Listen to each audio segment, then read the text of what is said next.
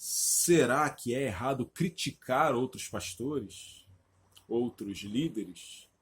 Muitos dizem que os evangélicos são desunidos porque criticam-se uns aos outros e usam muitas vezes o argumento errôneo de que não se pode julgar e não entendem que não é isso que o texto bíblico diz, não é isso que Jesus quis ensinar.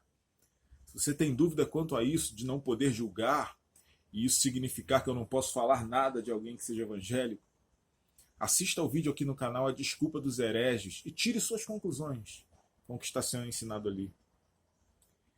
Mas muitos dizem que há desunião, que não se pode falar nada, que nós temos que fazer a nossa parte, pregar o evangelho, deixar o resto com Deus. Ora, então Jesus errou.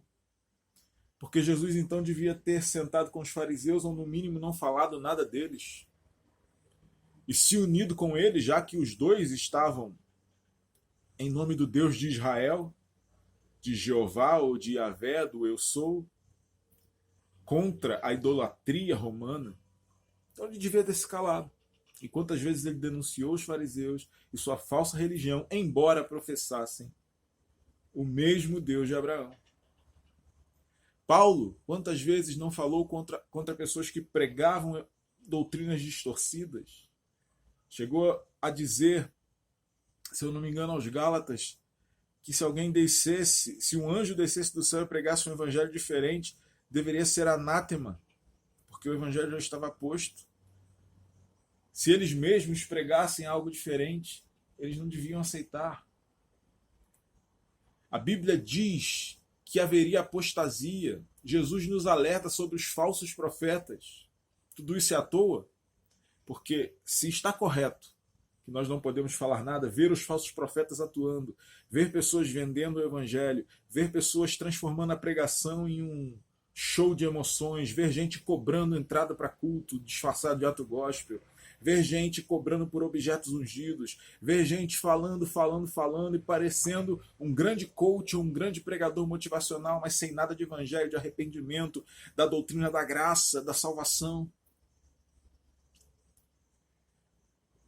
Se a gente não puder fazer nada, falar nada, então Cristo estava errado quando confrontou os fariseus, os saduceus, os escribas. Paulo estava errado quando confrontou os falsos. As profecias de Cristo, quando nos alertam sobre os falsos profetas, estão erradas.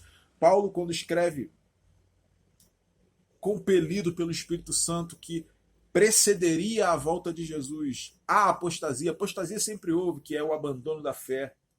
Né? E dentro das igrejas hoje nós vemos apostasia, pessoas falando em nome de Deus, mas contra as Escrituras. O nosso norte deve ser pautado nas Escrituras. Se estamos nas Escrituras, estamos seguros.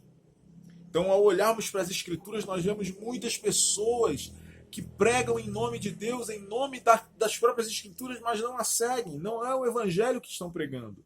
Então, Paulo errou, Jesus errou, o Espírito Santo errou ao inspirar Paulo para falar sobre a apostasia, ou seja, esse artigo A na frente da apostasia significa que a apostasia final seria grande, e os outros sinais nos mostram que é provável que estejamos bem perto da volta de Cristo.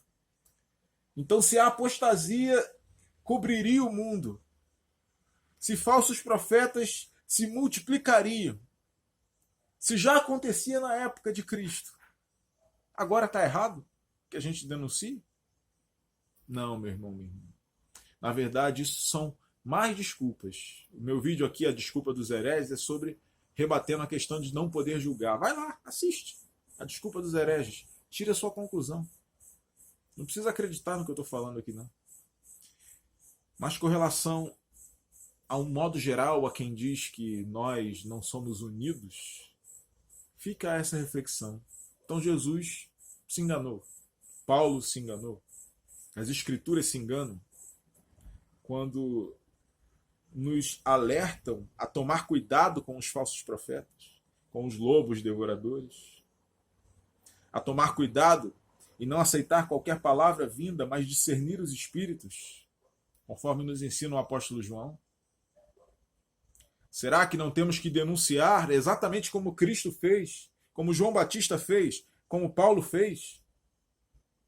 quando algo estiver sendo falado em nome de Deus, usando-se a Bíblia, mas contra a própria Bíblia, portanto, não é em nome de Deus? Porque o Senhor está revelado em Cristo por meio das Escrituras?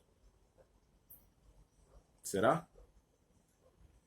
Então, quem acha isso, saiba que você está sendo manipulado por esse sistema gospel, para que esses lobos, esses falsos profetas das mais variadas vertentes, dos da moda, dos coaches, dos moderninhos, aos antigos e velhos lobos, que ganham dinheiro, que cobram, que falam o que as pessoas querem ouvir, que transformam a pregação em emoção, em discurso motivacional, esvaziada de evangelho.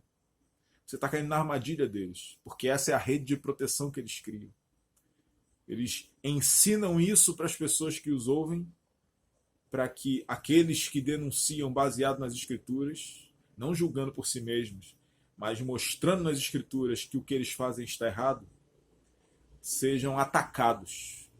Talvez você esteja atacando pessoas que fazem a vontade de Deus para defender lobos. Cuidado. Meditemos nisso. Não está errado criticar outros pastores. Vivemos uma realidade em que o remanescente fiel é similar aos tempos de Elias. Muitas vezes eu e outros pastores conversamos e entendemos que parece que estamos sozinhos, parece que todos os profetas do Senhor se foram, mas Deus nos mostra que não, que há muitas igrejas ainda, apesar de ser a minoria, mas há muitos ministérios ainda, há muitos homens e mulheres ainda que são fiéis ao Senhor. São os 7.000 que não se dobraram a Baal, ao Baal de nossos dias, ao evangelho falso, a Mamon, a distorção, a apostasia. Esses são poucos, mas cuidado, para em defesa de lobos, você não estar lutando contra os Elias de Deus. Que Deus nos abençoe.